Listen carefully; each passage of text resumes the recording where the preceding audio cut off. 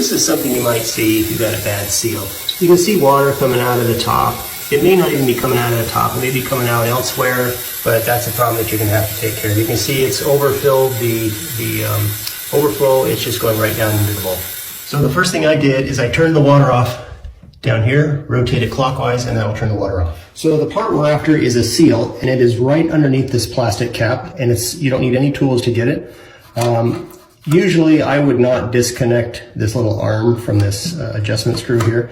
I think what I'll do first is remove this cap, and it's as easy as I go underneath and hold the base with one hand, and then I'm going to push down a little bit and rotate it counterclockwise, and it will jiggle off like so.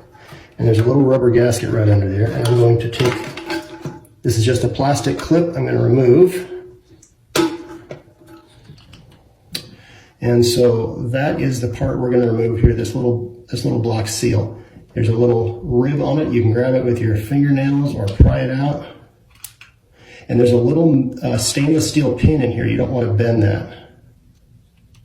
I just kind of go around the rim and pop it off. And that's it. There's the pin. This is the rubber seal we're going to replace. Here is the new seal. It is part 242, toilet fill valve seal, and it replaces, or it works in these different models, 200, 400, and 747. I'm not really familiar with the 200. They're not very popular where I am, but this is a 400, and these are super popular. You probably have one at your own house.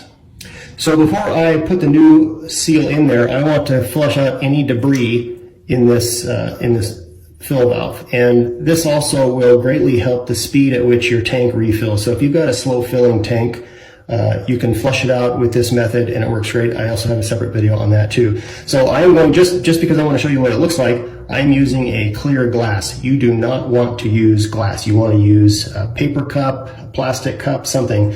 And you can even use your hand and cover it like that, but it's going to be a little messy. So all I'm going to do is hold this glass over, turn the water on. It's going to shoot up and go back down into the tank.